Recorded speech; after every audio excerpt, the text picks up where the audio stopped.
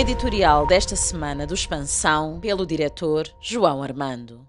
Em conversa com alguns empresários nacionais, percebo melhor porque é que não temos uma classe empresarial angolana de média e pequena dimensão suficientemente forte para garantir níveis de emprego satisfatórios e uma geração de riqueza mínima para que os cidadãos possam ter uma vida melhor. A primeira razão é a forma como o Estado e as instituições públicas pagam aos seus fornecedores, especialmente se estes não são suficientemente grandes ou bem colocados politicamente para exigir o cumprimento dos contratos. Se quem dirige estas instituições insiste em pagar muito para além dos prazos acordados, em prestações não combinadas ou títulos de dívida, obviamente que as empresas têm uma enorme dificuldade em manter a sua atividade. Mas a maioria destes empresários não podem fazer nada, porque, na verdade, o Estado e as empresas públicas estão em todos os setores. São eles que compram e vendem, que constroem, e não é possível, por enquanto, que uma empresa pequena ou média possa crescer sem ter o Estado ou as instituições públicas como clientes. Ou assumem que se vão manter pequenos, ganhando para si ou para a família, ou então vão ser sempre subempreiteiros, subfornecedores, subcriadores das grandes empresas nacionais ou estrangeiras que ganham sistematicamente os maiores contratos por adjudicação direta junto destas instituições.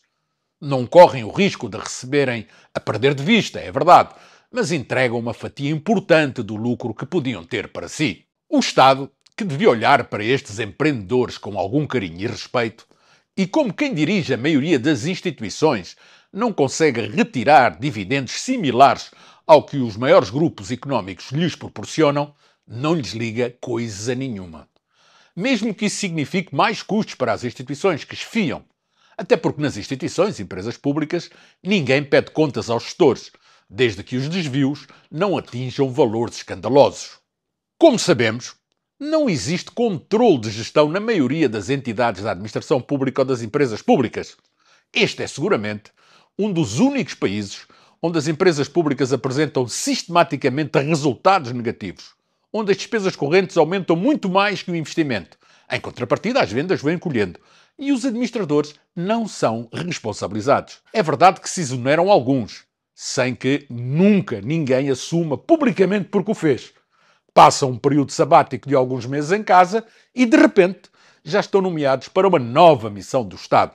Isto, para além de ser extremamente injusto para os competentes, alimenta esta franja de gestores que movimenta milhões e que não tem capacidade nem para gerir a própria casa, que mistura sucesso profissional com o número e qualidade dos carros que sonegou da máquina pública e dá um péssimo exemplo à nova geração. Já repararam que a maior parte dos jovens que são quadros do Estado e da administração pública não têm uma postura crítica perante as coisas e os desafios? E isso impacta muito o desenvolvimento do país, porque muitas vezes este só avança com medidas inovadoras e disruptivas. O que quer dizer é que não podemos manter esta postura de desresponsabilização de quem tem cargos de chefia, diretoria ou administração nas instituições públicas. Temos que ser mais exigentes com quem decide o que fazer com o dinheiro que é de todos nós. E era bom que os exemplos viessem de cima para ajudar esta causa.